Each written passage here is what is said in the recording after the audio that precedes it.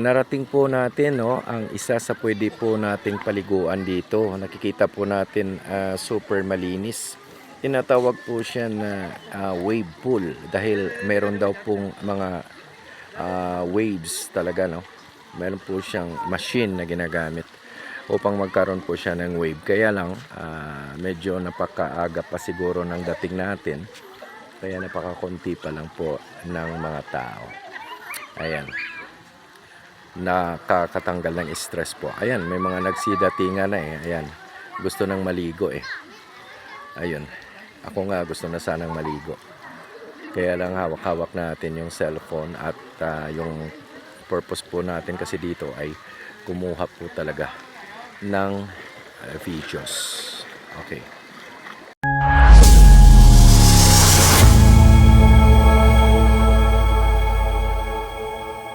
Po ay makikita natin ang napakalaking pugita, yung squid, sarap adobohin.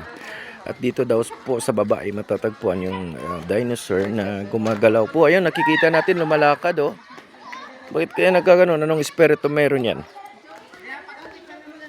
Ayan, gumagalaw siya at saka oh, ayan oh. Ito pala sinasabi nila na makakasalubong ka ng dinosaur. Yan, lumalakad. Ayun, lumalakad siya. Ayan, nakikita natin.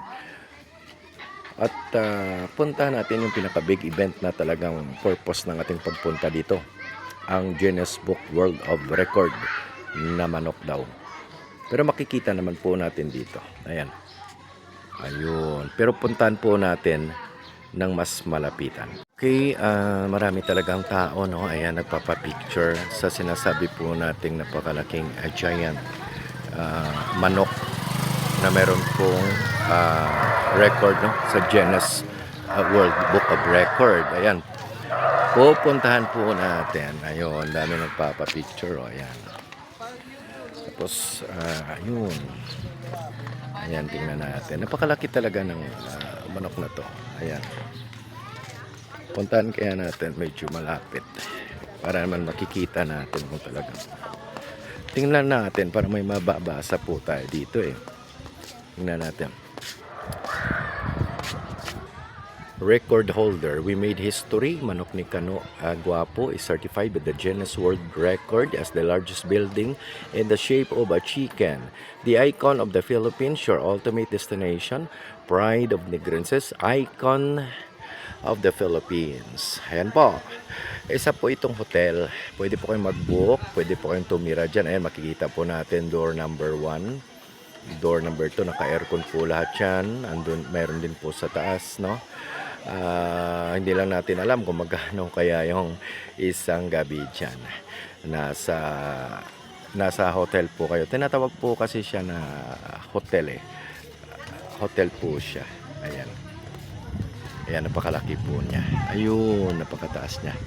Ito po yung pinaka main purpose po natin. Bakit po pinuntahan natin itong Kampwestuhan, Talisay City, Negros Occidental.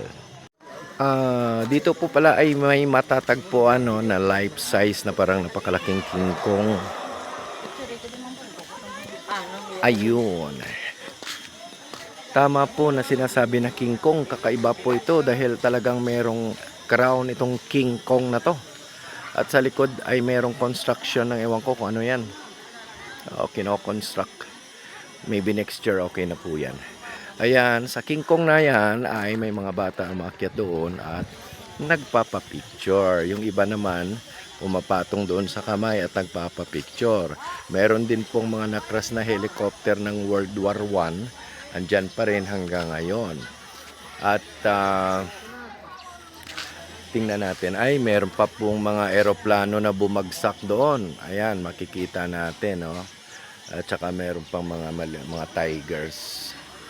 Ayun, ayun, parang may proud na nandun siya na hinahawakan ni King Kong.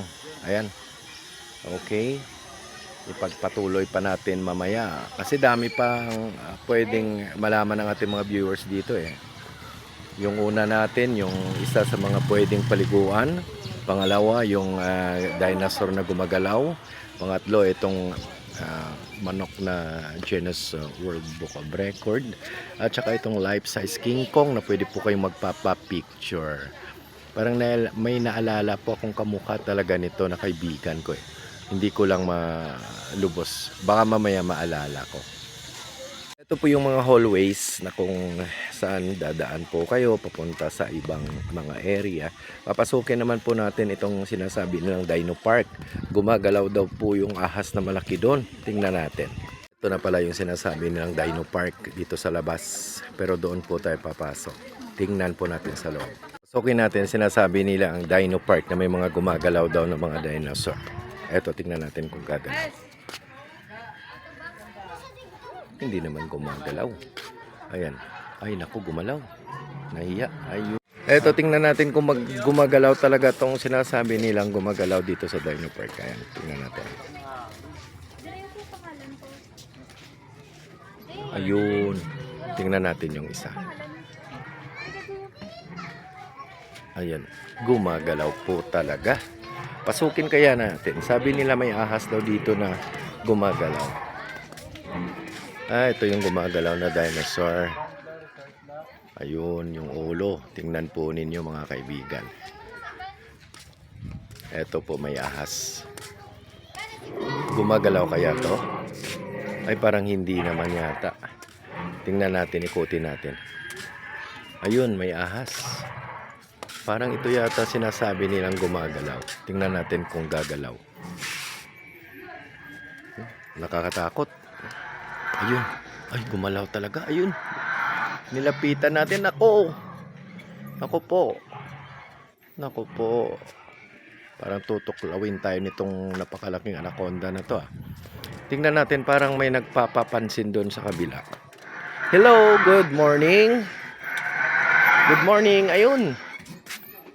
Hello. Good morning. Kamusta po kayo dyan? Gumagalaw. Okay. Sana kaya napuntang buntot niyan. Ayun, may mga dinosaurs. Ito hindi na gumagalaw. Yung gumagalaw lang po dito, itong ahas. Ayan po, tingnan natin. Ayun, gumagalaw po siya. Okay. Napatunayan po natin na talagang totoo na may gumagalaw na ahas. Ayan, tingnan. Nako, parang nagpapa-impress ah. Wow. Ayun. Hello. Ayan, parang nagpapabilib ah. Okay. Sige, mamaya na naman pupuntahan natin yung iba pa. Dito naman po sa area na to ay may matatagpo ang maliliit na parang tahanan na kung saan ay pwede po kayong mag-rent. Iwan po natin kung magkano. Medyo mahal po siguro. Dami pong mga units. Andun pa. Ito, yung pinaka maganda po ay naka-aircon po siya. Talagang ma-feel po ninyo yung talagang bakasyon po ninyo, no? Dami pong mga units. Andun. Ayan. Andun pa. Ayan. Ayan. Ayan. Ayan. May mga aircon po lahat yan. Pwede po kayong mag-stay kung ilang araw po kayong nakapag-booking dyan. Meron din sa labas na pwede kayong kumain. Parang feel at home talaga. Ang kagandahan, inuulit po natin, naka-aircon po siya. Ayun, makikita po natin. Meron din pong mga ganyan. Naka-aircon lahat po yan, mga kaibigan. Ayun. Dito lang po matatagpuan sa loob ng Kampuestuhan, Negros Occidental. Marami pa po tayong pupuntahan. Huwag po kayong bibitaw. At dito daw ay merong life-size dinosaur. Tingnan natin. Ayan, nakikita po natin. Sa bandang kaliwa po ay meron pong native na restaurant na pwede pong kumain dyan kapag may pambili. At saka meron pa po palang live na gumagalaw din na parang anong klaseng dinosaur to. Ayan, nakaupo lang, nagpapahinga. Dito po pala sa isang native na restaurant. Ayan. Pag pumasok po kayo dyan, yung kape siguro 200 ang isang tasa. Napakaganda naman po kasi hindi naman po talaga tayo magsisisi na magkape dyan. Ayan. Ayan po pala yung life size na dinosaur. Lapitan natin. At meron din po pala isang kainan dito, by the way, no? Ayan. Pwede din pong kumain dyan sa loob. Ayun. Umingay. Umingay yung parang dinosaur. Tingnan natin. Ayan. Okay. Maraming nagpapapicture. Ayan.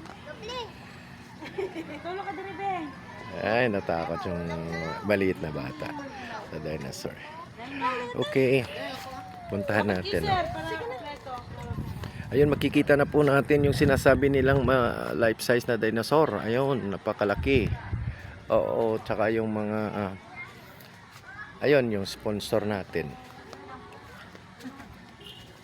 Yung magandang sponsor natin sa ating pagpunta dito. Hello. Ayan, buntot pa lang yan. Okay. Okay, may mga dumadaan na mga anong tawag doon. Okay. Nako. Kinompleto po talaga ng gumawa ng dinosaur. Pati yung ewan ko anong tawag dyan na meron pa po pala eh. Ayan, lapitan po natin. Napakalaki po ng paa ng dinosaur. Ayan. At saka sa bandang doon eh, malaki din. Tawag doon? Real size. Ano po ba? Tsaka yung mga ano to, tingnan natin. Ay, okay. Parang tree na napakaraming mga ibon. Okay. Ayan, yan, life size. Ayan. Okay. Sige. Napakalaking mga bulaklak. At yung eto po kasi yung parang harmless na uri ng dinosaur eh. Ayan. Napakalaki po. Ayun. Napakalaki. Ayan. Napakaliit lang po ng tao. Tingnan po ninyo yung comparison ng size ng tao at saka nung paa ng dinosaur. Ayan. Ayan po. Ayan. So meaning, napakalaki po talaga. Ayun. Hindi pa po tayo nakakalahati no, sa pag-ikot dito sa Kampustuhan. Sa totoo lang, pwede din po kayong umupo dyan sa Rhino. Okay. Babalik-balikan natin yung restaurant na yan. At baka balang araw ay makakain din tayo dyan sa loob.